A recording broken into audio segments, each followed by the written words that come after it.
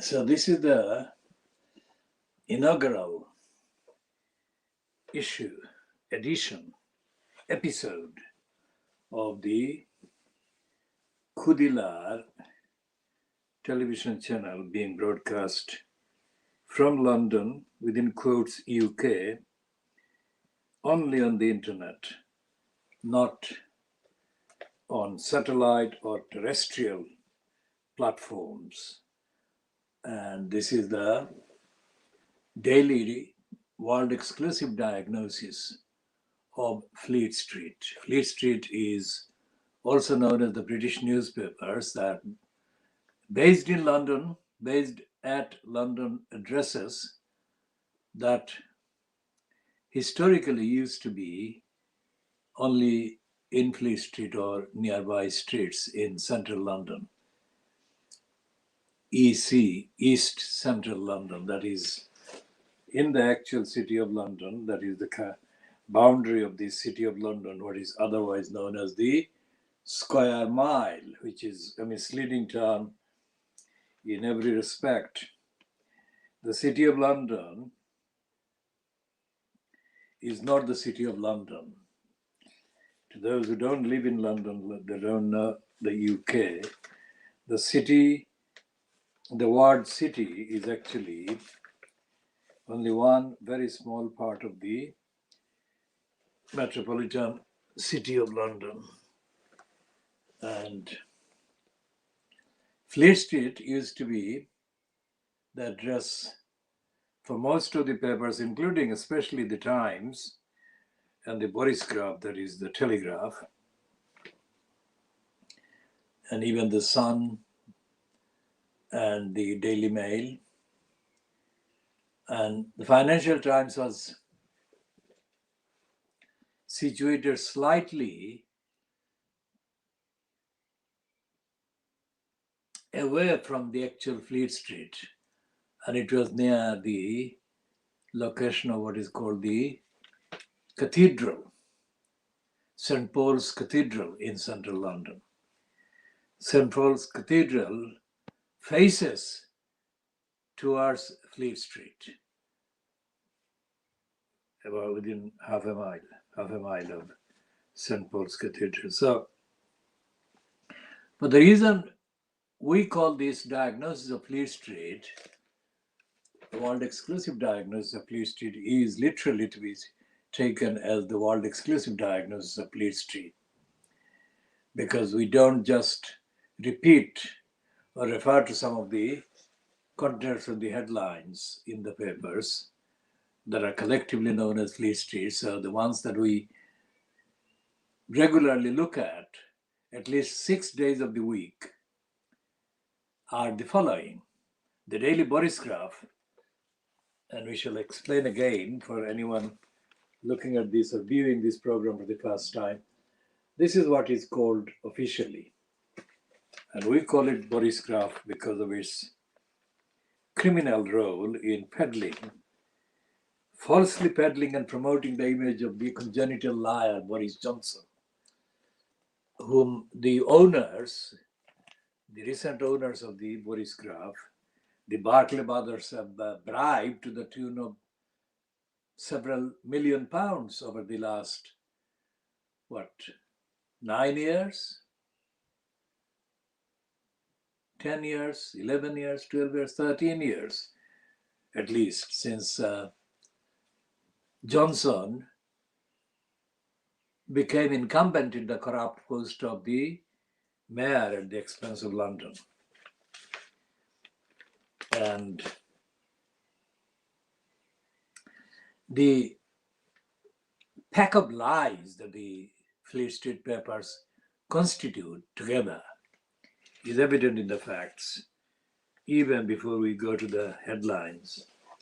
The facts of this one. This is the newest kind of edition. It's a very recent one in historical terms, and it's called the I newspaper, which came into existence as part of an experiment by the group that owned the Independent, which is no longer printed but is available only online. And this was the offshoot. But as compared to the sales of the Independent, the sales were plummeting. This one, the I, became quite a successful sale, and it became commercially viable. And then it is now owned separately by separate owners.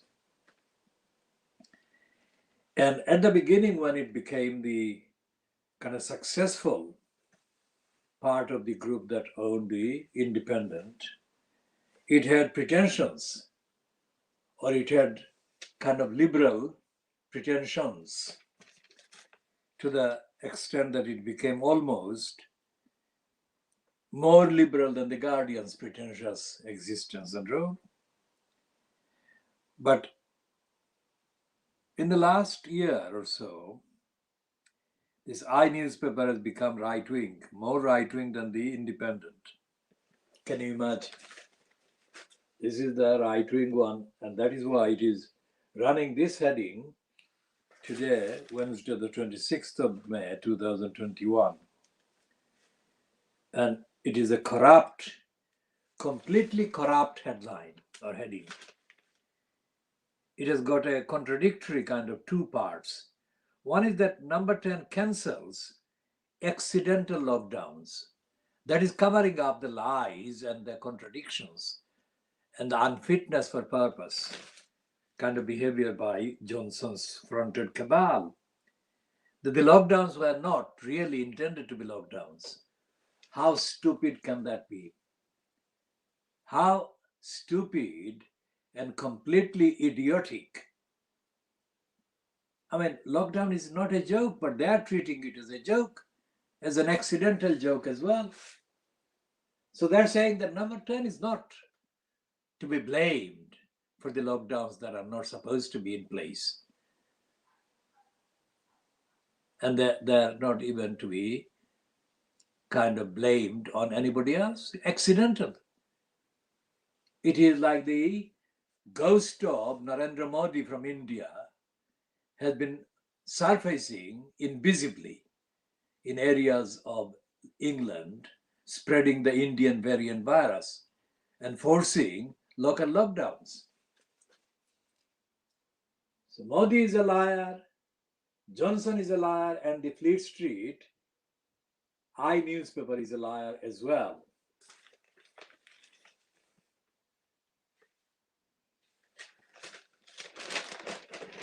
We shall go back to discussing the extent of the latest lies by Modi.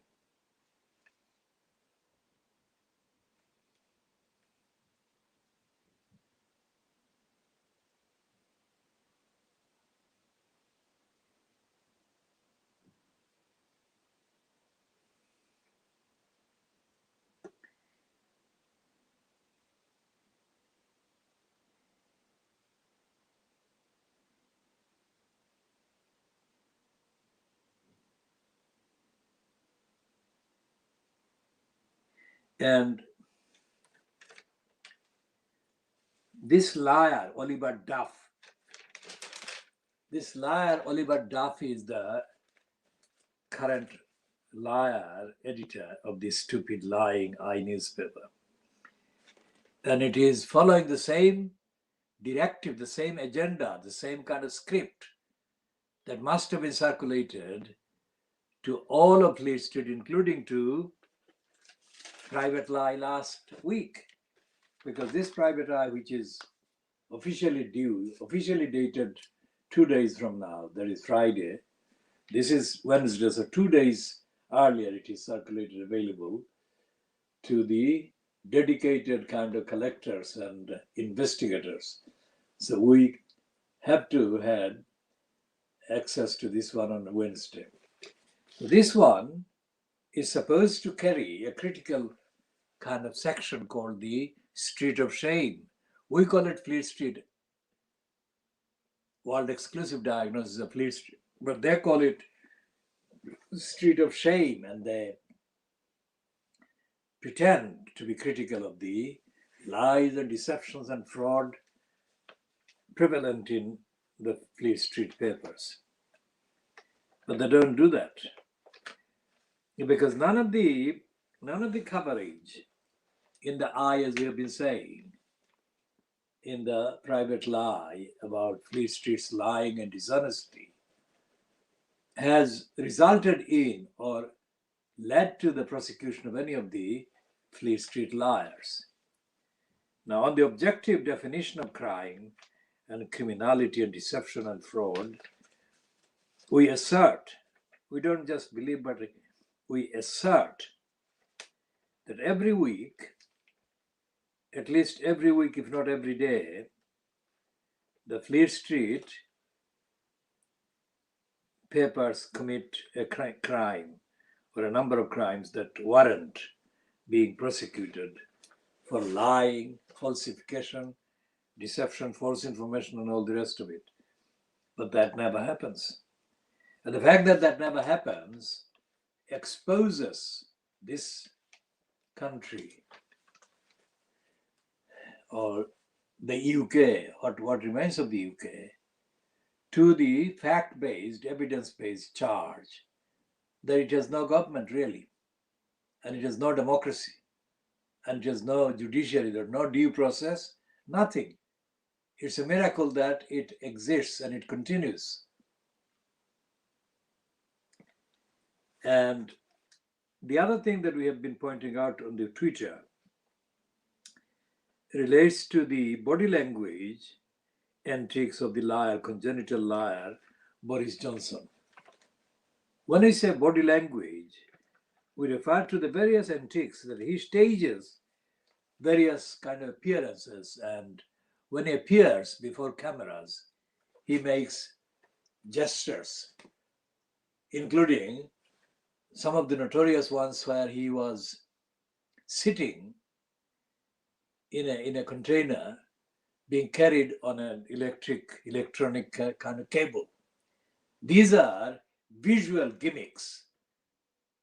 But when these are presented without the explanations that these are gimmicks and these are not genuine, and that Boris Johnson is intentionally lying, falsifying the actual truth by appearing to be doing something rigorous, these images and these kind of motion pictures, if you like, and the videos convey the wrongest possible impression to the gullibles.